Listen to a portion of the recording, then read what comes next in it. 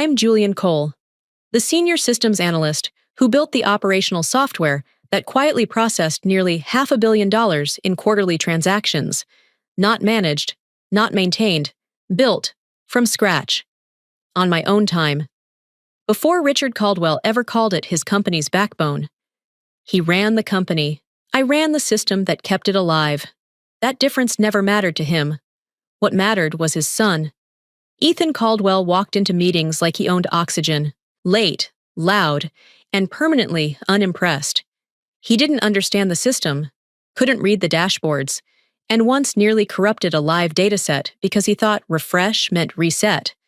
But he had the last name, so the consequences always found someone else, usually me. So when he tossed his schedule at me and said, "You're covering my shift tonight," I didn't raise my voice. I didn't argue. I just said no. Calm, final. Richard didn't like that. "You don't get to say no here," he snapped, loud enough for the entire team to hear. Then came the line he probably thought was decisive. "You're done. Effective immediately. No warning. No discussion. Just power. Performed." I nodded, packed my things, and walked out without giving him the reaction he wanted. Because arguing would have been pointless, and because I already knew something he didn't. He thought he had just removed a difficult employee. What he had actually done was terminate the only person legally authorized to keep his company's system fully operational, and systems like mine don't fail dramatically. They comply. And when they do, everything else stops. Wait a moment. If this story resonates with you, take a moment to subscribe. I'd also love to hear where you're listening from and what the temperature's like there right now. This is a fictional story, inspired by real workplace dynamics, with some elements enhanced by AI to bring it to life more vividly. Now, let me take you back and show you how it all really unfolded. 10 years is a long time to stay quiet while someone else takes credit for the work that keeps everything alive. I didn't just maintain the system, I designed the forecasting engine that handled a $480 million quarterly pipeline, built the back-end logic, and patched every vulnerability before anyone else even noticed it existed.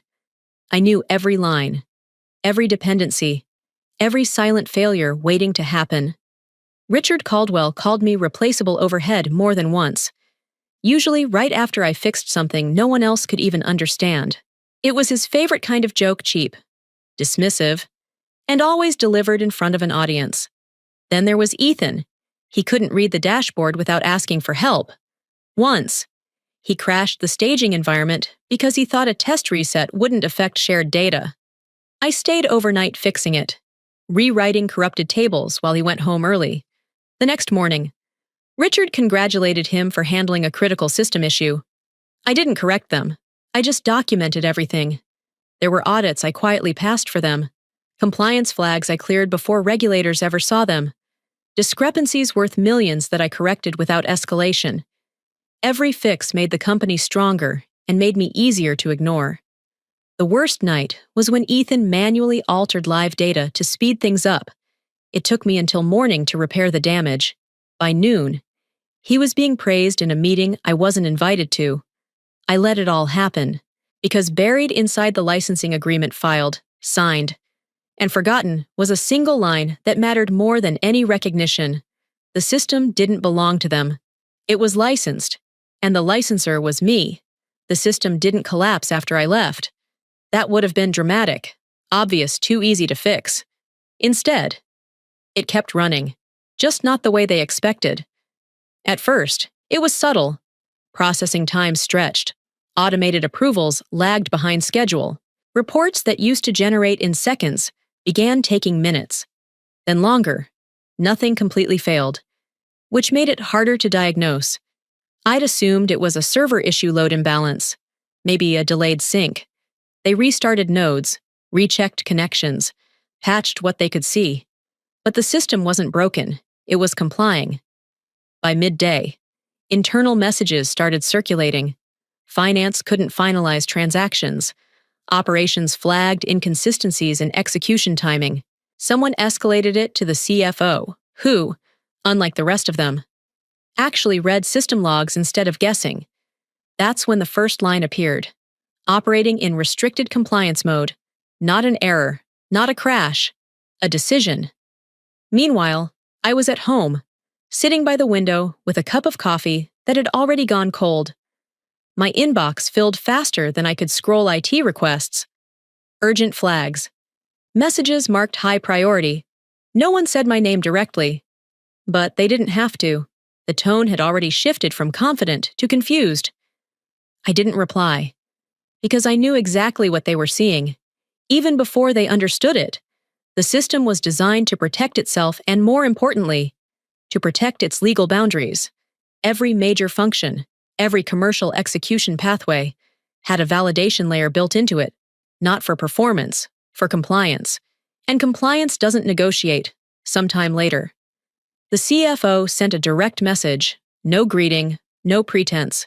"Julian, did you change something before you left?" I looked at the screen for a moment, then closed the message without answering. Because the real answer wasn't something they were ready to hear yet, and deep in the system logs, just beneath the surface, they were finally starting to question. Another line had already appeared. Authorized commercial execution requires licensor validation. The first real crack didn't sound like panic. It sounded like confusion. A $62 million contract sat in pending status, untouched, unapproved, and completely frozen in place. At first, they thought it was a delay, then a glitch. Then someone realized the system wasn't rejecting the transaction, it was refusing to authorize it. Finance escalated immediately. I could picture the room without being there. Screens open, voices low, then rising, numbers being repeated like they might change if said often enough. The CFO called Richard directly. "We don't have authorization clearance." There was a pause short. Irritated. "What does that even mean?" Richard snapped. "It means the system won't execute the contract. It's waiting for validation we can't provide." Richard didn't hesitate. He never did when he thought authority could replace understanding. Then replace her. He said, "Get someone else to approve it." Silence followed. Not agreement, just the kind that happens when people realize the person in charge doesn't understand the problem, because this wasn't about replacing a person. It was about replacing a condition. Meanwhile, more transactions began stacking behind the first, smaller ones at first, then larger. The pipeline slowed, then tightened. Operations couldn't move inventory tied to unconfirmed orders. Finance couldn't close books on revenue that technically didn't exist yet. And still, the system kept running, just not executing. That's when legal got involved. They didn't rush. They never do. They asked for the licensing documents, the original agreements, the technical scope, quiet questions, careful reading. Hours passed. Then someone forwarded a single message to the executive thread. No formatting, no commentary, just a sentence. "We need to talk." I imagined Richard reading it with the same impatience he used for everything else. Another delay. Another department overcomplicating things. Until legal joined the call. Their tone wasn't dramatic. It didn't need to be. "We've reviewed the licensing structure," the attorney said calmly, "and there's something you should all understand." A pause. Long enough to land. "You don't own the system." Another pause. "You lease it." And then, finally, from Julian Cole. "At this point, I have to ask you something. If you think what he did firing me just because I refused to cover for his son was justified, go ahead and comment like, but if you don't support that kind of abuse of power, then write dislike. I'm really curious to know where you stand." The realization didn't arrive all at once. It unfolded slowly, like a document being read out loud to people who suddenly wished they had paid attention earlier. Legal didn't raise their voices. They didn't need to. Every word they spoke carried the weight of something already binding. "The system is operating exactly as defined in the licensing agreement," the attorney said. "There is a conditional clause tied to the licensor's employment status." I could almost hear Richard shifting in his chair. "What clause?" he demanded. "The one that activates when the licensor is no longer affiliated with the company." Silence followed. Heavier this time. The system transitions into non-executable commercial mode. Legal continued. It restricts transactional authorization until proper validation is restored. Richard scoffed, forcing confidence where none existed. That's not enforceable. A pause.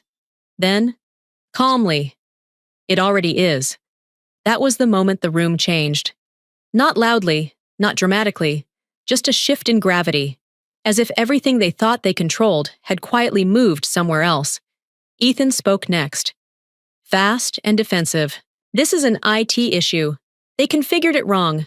We can override it. No. Legal replied, you can't. But she built it for the company. He insisted. That makes it ours. Another pause short. Almost patient. It was licensed to the company. The attorney corrected. Not transferred. I imagined Ethan looking at Richard, waiting for him to push back harder, to reassert control the way he always did.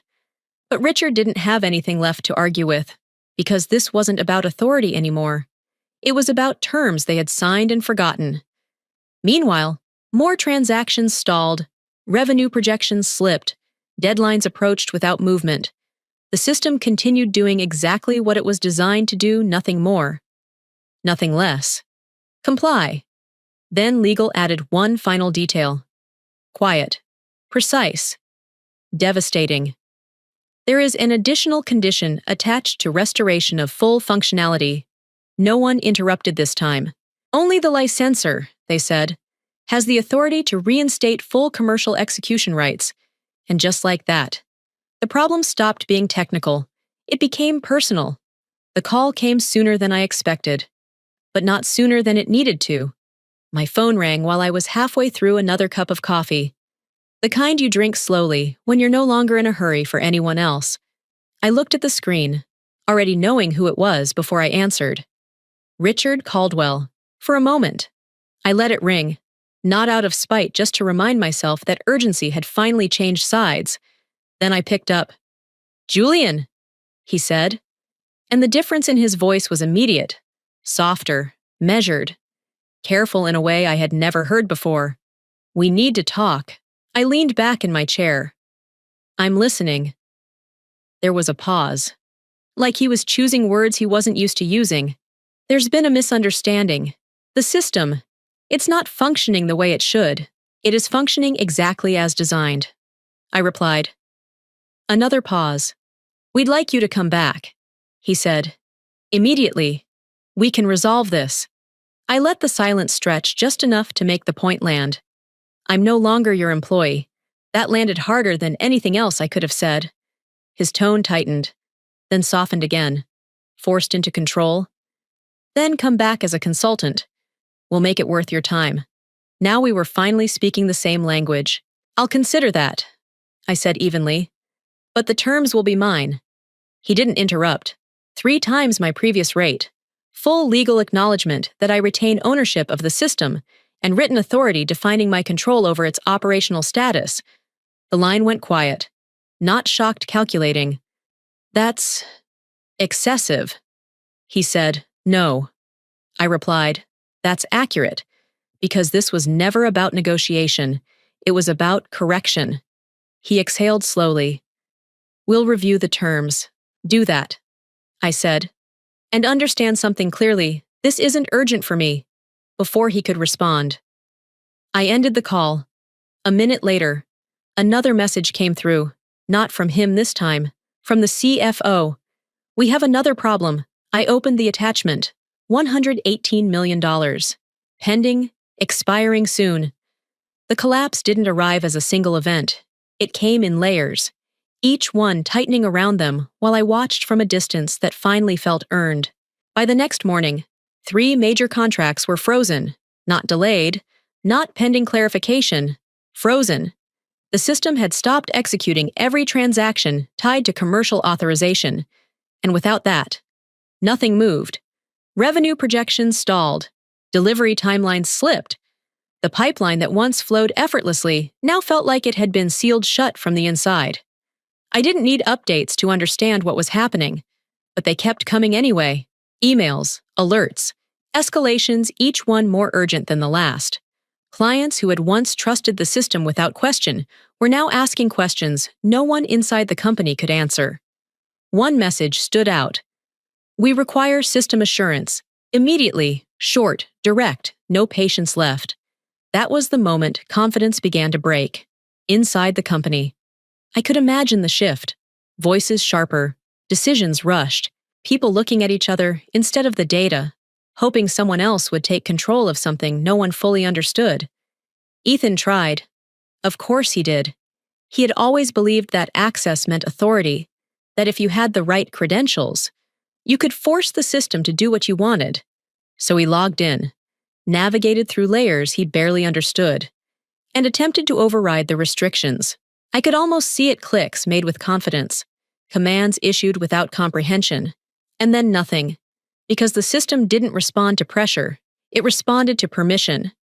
Meanwhile, outside the company, the consequences kept building. Partners paused shipments, contracts edged closer to expiration. Every hour of uncertainty translated into measurable loss. And still, the system held its position, calm, precise, unmoved. Then, buried inside the logs they were now desperately reviewing, a new entry appeared, not an error, a record, unauthorized access attempt detected, for the first time. The system wasn't just restricting them, it was documenting them. The audit didn't arrive with drama, it arrived with inevitability. Once the system began logging unauthorized access attempts, protocol took over. Internal compliance triggered an audit review automatically, the kind that doesn't ask for permission and doesn't wait for approval. By the time leadership realized what was happening, it was already underway. I didn't need to be in the building to know how the atmosphere had changed.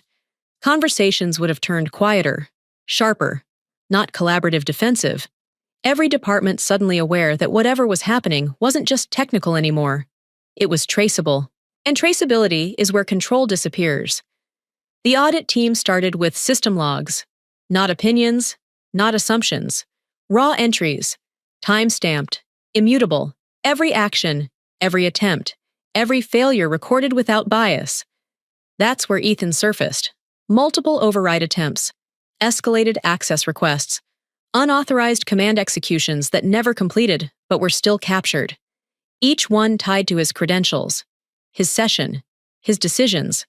There was no interpretation needed, just reading. Richard tried to contain it. Of course he did. It's an IT configuration issue. He insisted during the internal call, if the system wasn't built properly, none of this would be happening. But that argument didn't hold for long, because the same system he was blaming was now the only thing telling the truth. Logs don't take sides. They don't forget context, and they don't adjust themselves to protect anyone's authority. Every attempt Ethan made was right there. Every restriction the system enforced was consistent.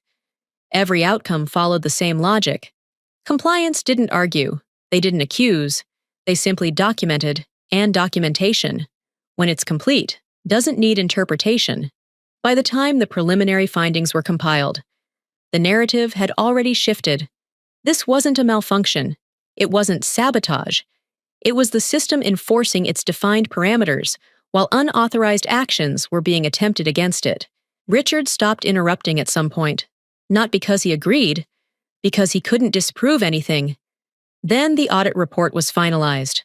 One line, placed without emphasis, carried everything they needed to understand. Termination of licensor-triggered compliance risk. And just like that. The cause wasn't technical, it was a decision. The boardroom felt different when I walked in, not tense, not chaotic, but quiet in the way rooms get when the outcome is already decided. No one announced me. No one needed to. Every head turned anyway. I wasn't there as an employee. That part had been made very clear. The emergency meeting had already started. Financial projections were projected across the wall, numbers slipping in real time. Contracts stalled, exposure increasing, risk multiplying with every hour the system remained in restricted mode. The CFO spoke first, his voice steady in a way that cut through everything else. You fired the person who controls our entire system. No one corrected him. Richard sat at the end of the table, still trying to hold on to something that wasn't there anymore.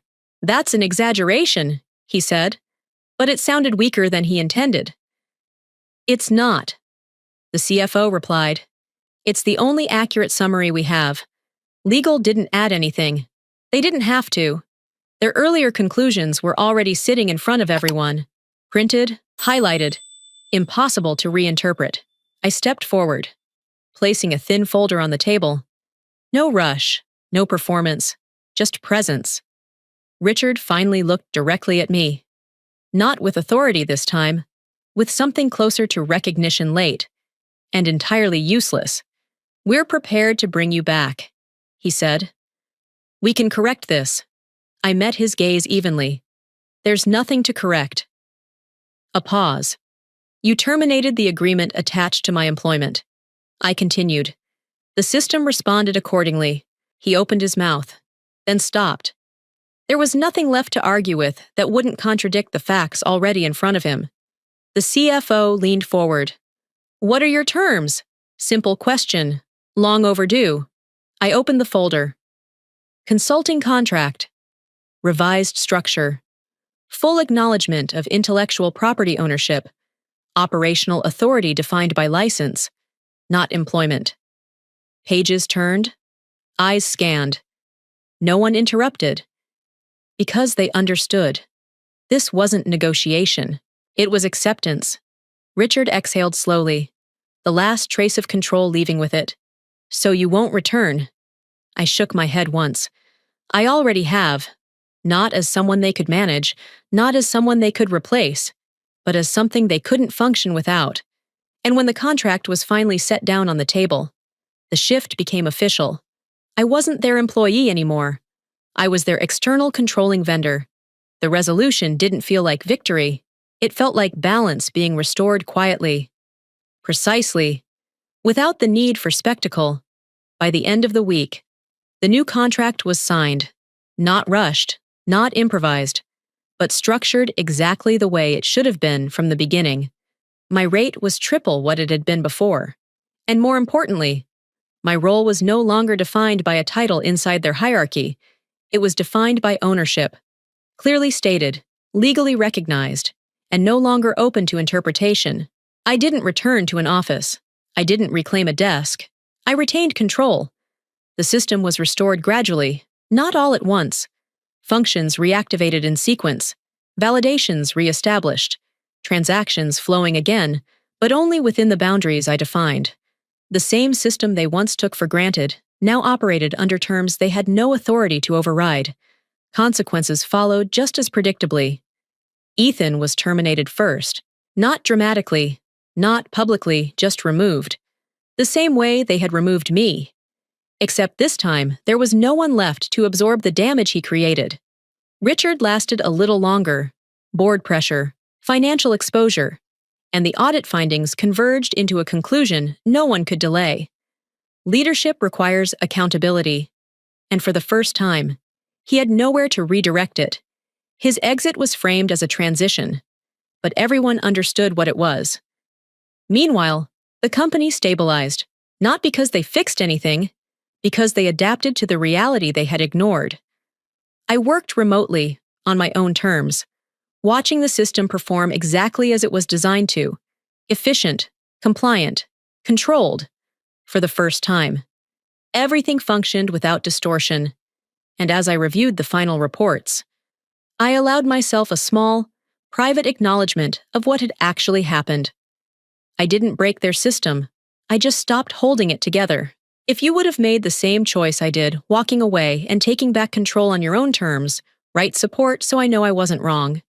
If you wouldn't, feel free to write oppose. And if you're still thinking it through, just write time. Sometimes the right decision takes a moment to find. I learned that value isn't something your title gives you. It's something you build, protect, and define for yourself. For years, I stayed quiet, thinking loyalty would be recognized eventually. It wasn't. What mattered was understanding my worth and refusing to let others rewrite it for their convenience. Walking away wasn't about revenge, it was about control, dignity, and finally choosing myself. If this story meant something to you, you're already part of a community that values integrity and self-respect. So don't just watch, be part of it. Subscribe if you believe in stories like this. Leave a comment to share your thoughts. And like or share this video so it can reach someone who might need it today. This story was fully created and produced by our team. We do not copy or borrow content from any other channel. Thank you for staying with us and listening until the end.